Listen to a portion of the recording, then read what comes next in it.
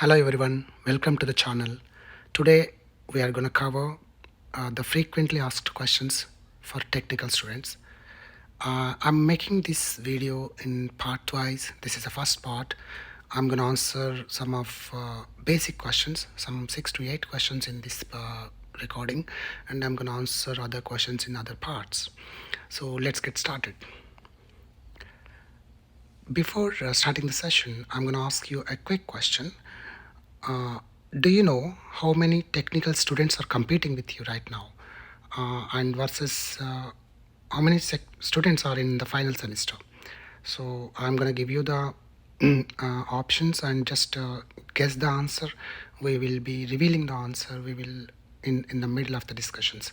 Option A, some 300k students, technical students total, and versus 600k students in the final semester. Option B, 300 million students total versus 60 million in final semester, 350k in total, 70k in final semester, 500 million total, and 120 million in the final semester. Can you guess the answer? Looks figures huge, but no issue, just guess the answer. We will reveal in the discussions. Let's go to the next one. There is a famous quotation by Swami Vivekananda: you are the creator of your own destiny. This is the statement. You are the creator of your own destiny is a statement applicable for your phase of life. I was wondering which phase of the life this statement will be most fit. The, and I came to know this is the phase when it's true when you are almost there to finish your technical studies is the phase, and you are responsible for your creating your own destiny.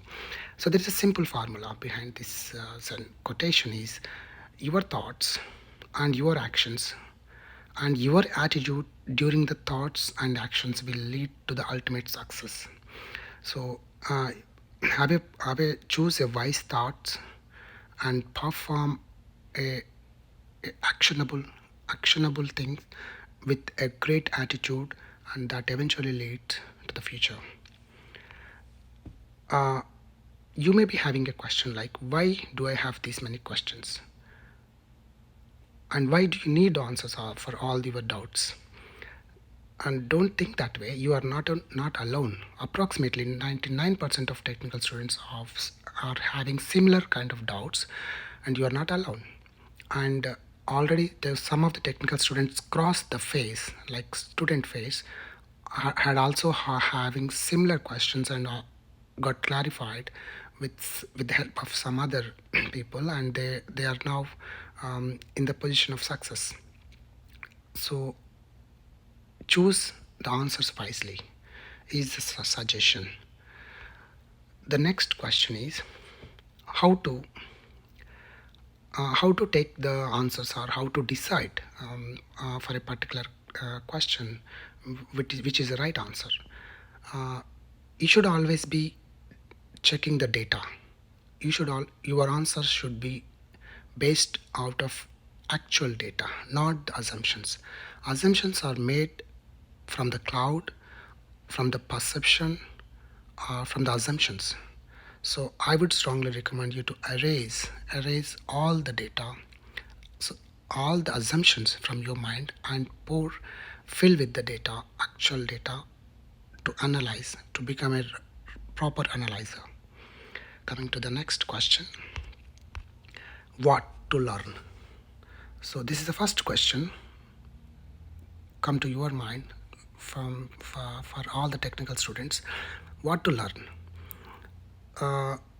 This is a very difficult question.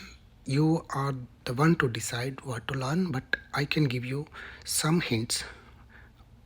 What way, how, what way you can use the data to analyze to get the answer for your question. What to learn? So I'm taking some last 4 or 5 months of job openings data in the market. So so Java is having some 110k of job openings from last 4 or 5 months. Python some 100k, C#.NET some 90k, C++ some 80k, JavaScript some 60k, like that. And same way Go language, Kotlin, Swift, PHP, etc. Uh, so this way, choose something that is having more opportunities in the market. Choose something that is uh, one of the recession proof language. Choose something that will have a um, long market sustainability, some of the factors, etc. So let's go to the next question. So learn duration, how much time it takes to learn a particular language or tool or technology. Uh, the direct answer is personal discipline, personal time or quality of concentration you are giving to your learning time daily, something like that. But if you still want to know exact average range, average time to learn something, these are some data. So if you are uh, this is above average students data, something like, so one above average student, technical student can learn Java maybe in 3 to 6 months. You can add 2 to 3 months to this average, up and down. Down may not be possible. Yeah, you can add some. Suppose if I'm giving 3 months for Java, it is for above average student it takes 3 months. Python maybe 4 months. C Sharp, .NET can be 3 to 6 months. C++ can be 4 to 8 months. JavaScript like 2 to 4 months, like that. But there is no right answer how much time it takes to learn. Suppose if you are giving some quality time to learn some 2 hours per day, then you may end up learning with this average, Java 3 months, 3 to 6 months, like that. But don't think you're gonna learn in a weekend time. I'm gonna spend Saturday, Sunday, 10 hours per day, 20 hours just during weekend, which will not make possible. uh, Consistency is key here. So you should be able to spend approximately 5 days a week. You can take weekend break for 1 or 2 days, but um, if you don't find a time, suppose one day, so you should be able to give at least 10 to 20 minutes to spend on the learning part, so that you should be become master in few months of time. Let's take another another question students have. Which technology is very easy? So they want to know which one is easy to learn. This is a difficult question. Short answer is nothing is easy. Long answer is yes, some of the technologies are, all the technologies are easy. I can give you one story here which is easy. I know someone having some 20 years of experience in the software industry. When he was a student, he was below average student, and he was struggled to learn Java. He struggled a lot because of the recession periods. Every 10 years or 12 years recession hits in the market. So he faced the first round of recession. He struggled to get the job in Java, and he worked almost 15 years in Java. Then he started teaching Java to the students, technical students, all over the globe. And now he learned 5 to 6 other technologies: Python, Cloud, AWS, Azure, all other stuffs, um, all other languages, and he's teaching everything. He's teaching all the languages, and now he's the master of all the languages. And he tells to the people, like, he takes just 1 or 2 weeks to learn new technology. So tell me, if one person is taking just 1 or 2 weeks, how easy it is. So he was a below average student beginning days. It took him around a year to learn Java, but now he's learning any new technology in 1 or 2 weeks time. Now tell me, which is easy? So the first one you start is hard. The first one, you learn the concepts or process and or struggles will be a hard one. You must have heard another way.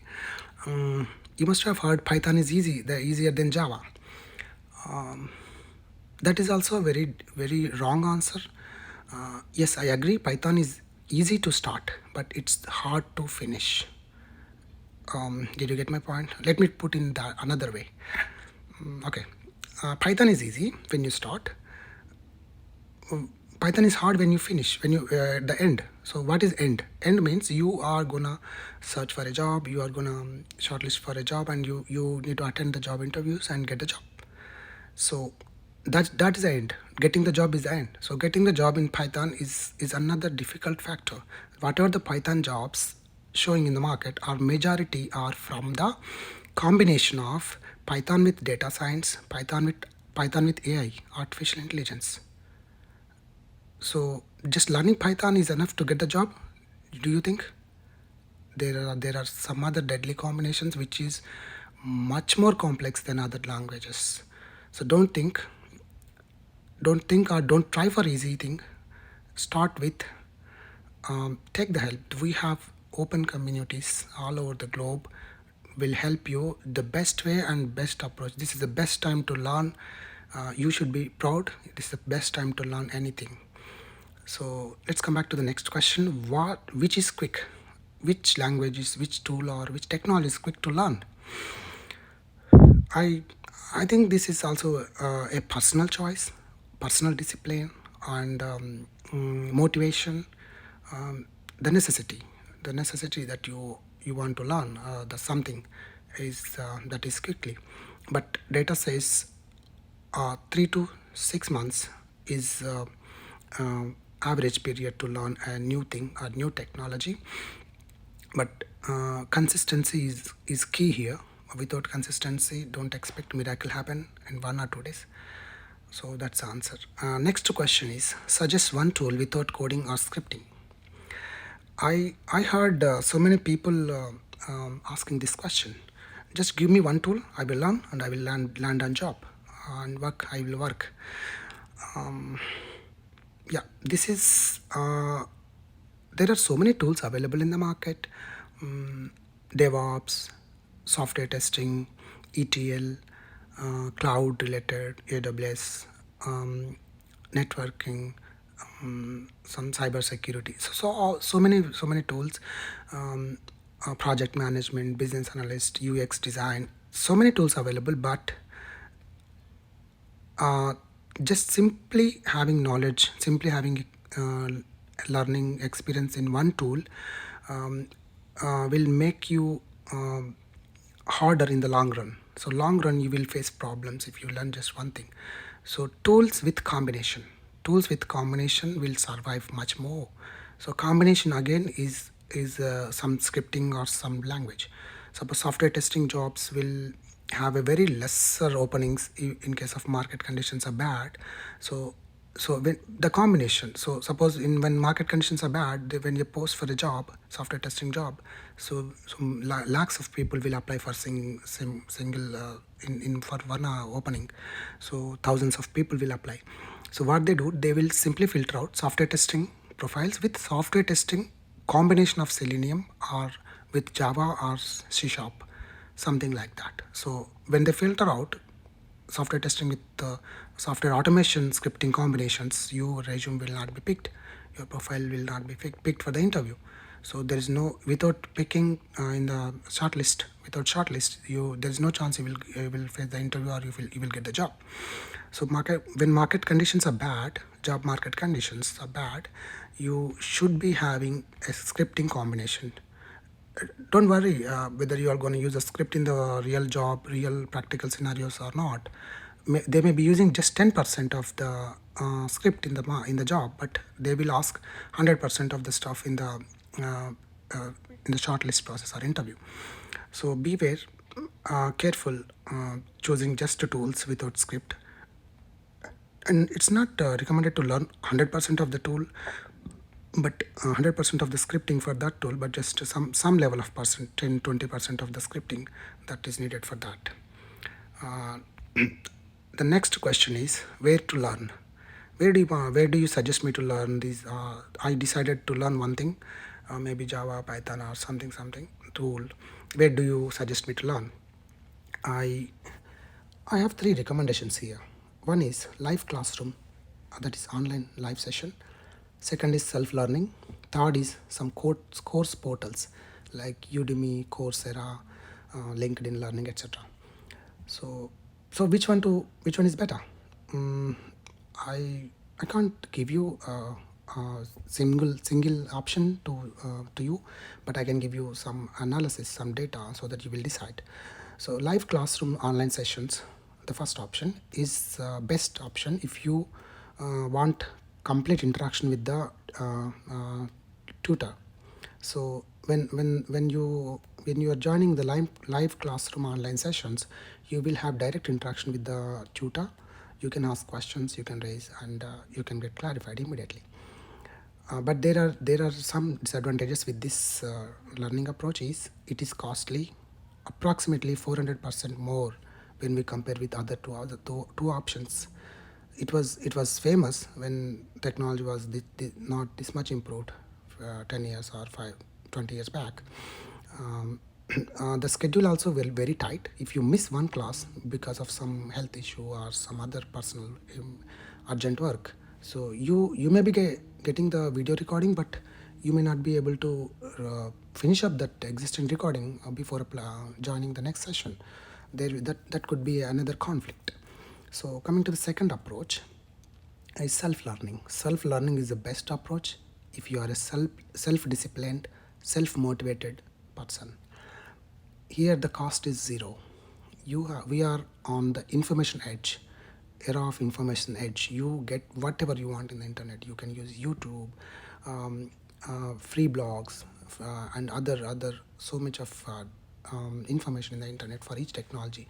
Suppose the technology related portals. So suppose if you want to learn Java something, you have official websites for Java, Oracle official release pages. There you have all the information you can learn if you want to learn. But downside is there is a chance you may fall into tutorial hell. So you don't know which tutor to follow. So if you are following something in the YouTube or somewhere, podcast somewhere, you don't know whom to follow, you don't know the right ratings, etc. So that's where you may fall into the unexpected timeline, unexpected tutorial hells. So self-learning needs a strict planning. You are responsible to create your own plan. You are responsible to make implement it right way. So that's the part you need to decide. The next approach is course portals. um, this have some advantages over all these two. You can choose the best rated tutor, based on the ratings, based on the students count, based on the feedbacks. And you don't need to, if you miss one class, you don't need to maintain for gaps. The problem is the advantage here is you can continue the course based on your own pace. Today you can continue you finish 2 hours of course. Tomorrow you can take 3 hours. Day after tomorrow you can just spend 1 hour. No one will ask you for the tight schedule. And there's a minimum guarantee of the outcome, the learning that goes into your mind from these course portals. Because you have seen some people already happy with the results that tutor gave the knowledge. So yeah, that's where this third approach you can choose based on your individual opinions. And so some other params we cannot discuss.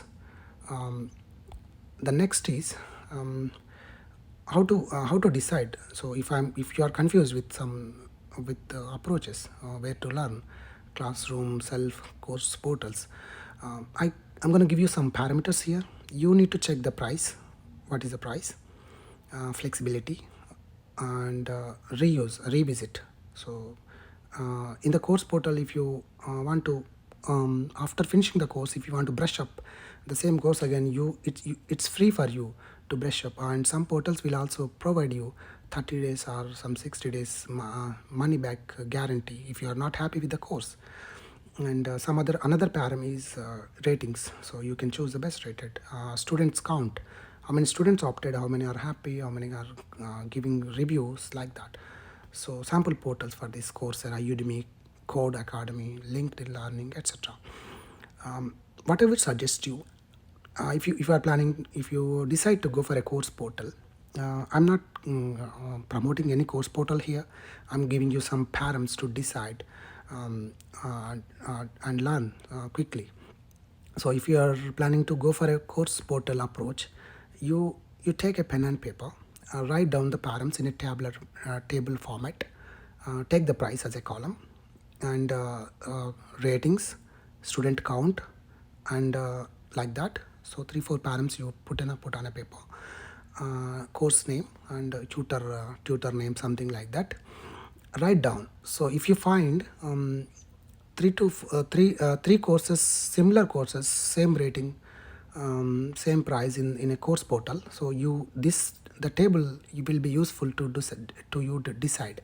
So after writing price, rating, everything, um, go through the each param and compare the values, so that and eliminate one by one. So and you that way you go, you will reach the best course and you can start. I'm going to give you a quick roadmap. This is for technical students who want to, yeah, start their career, um, want to go for a preparation.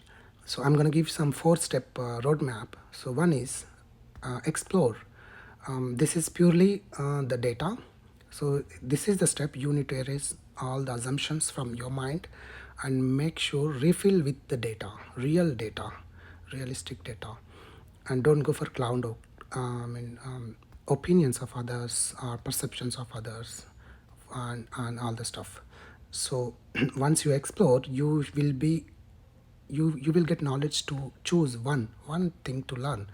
So fix that. Don't go for don't switch the learnings in the middle. So once you decide, uh, stick to that and learn continuously. Third step is consistent. So you should be consistent in learning. You should have a proper plan to spend some time daily, 1 hour, 2 hours, something like that. It's okay if you can give 1 or 2 days break in the week, but it's not okay to just to spend 1 or 2 days in a week. So spend 5 days a week, or if you want, you can give break, but be consistent. And fourth step is ask clarifications. So here, this is the major step. So across the learning curve, you should be in a mindset to ask clarifications. You also just tune up your brain, like whomever you ask, whatever you ask, you may not get the answers. So if you ask one clarifications to one senior resource, one person working in software industry from your contacts, he may not be responding to you. So you should be taking you should be making some list of some 10 people, some professionals in your contact list. Maybe if you have otherwise 4 to 5 or some 5 to 10 people. Whenever you get a clarification in your mind, just post it right away to all those people. And don't think I'm disturbing all these people. They will be very happy that you are asking the clarification, but all the people may not get time to respond you immediately. So if you ask more people, then there is a chance at least one person will respond you quickly with the right answer. And don't get nervous because other people not responded. They will definitely respond you for future questions. They will definitely respond you for future references, etc. So if you didn't receive any response, don't stop sending next clarifications to him. Keep sending next clarifications, so that person will uh, record your name, record your learning curves in his mind, and he will help you in referring future job opportunities. It's not a one phase. You are not going to finish the job here, right? After joining the job, you may be switching, you may be exploring future opportunities also. That way it will be useful. So in summary, you should be exploring the real data in the step 1. Step 2, choosing the right one, which is a recession proof one. I mean, not a recession proof, one among the recession proof technology. And third step is be consistent. Fourth is ask clarifications and reach the goal ultimately. Come back to the quiz here. What was the count of total technical students competing with you versus final semester students count? So the answer is approximately the total competing students are 300 million this year. 300 million people are competing, technical students. What was the count you had in your mind? Do you think it's a less or huge? Answer in the comments. The final semester students counts are 60 million. 60 million. So you are going to compete all these people once you land into the software world. So what was the count in your mind? Final semester students. And there is one more fact: this count is increasing every year, 8% every year. So once you get experience in the software field, all the final year, first semester students will also join one by one. So this percentage will increase 8% every year. So you are in a competitive world. Next is, thanks for watching, thanks for listening. But here I have a strong suggestion to you. Like, please do share this video to some people working from your contacts list, at least 4 or 5 people, and get their responses. So once you get the responses or answers from them, and compare your own analysis and the answers here, and decide, and do it very quickly, and don't spend months of time for these answers, clarifications, planning. Spend 1 or 2 days or finish up the planning, may finalize the plan, just write it on a paper or big poster and post it on your wall. You will see that daily. You will see that daily, and you will implement daily, and so that you will reach your target very quickly. And wish you all the very best. Thanks for watching. Thanks for listening.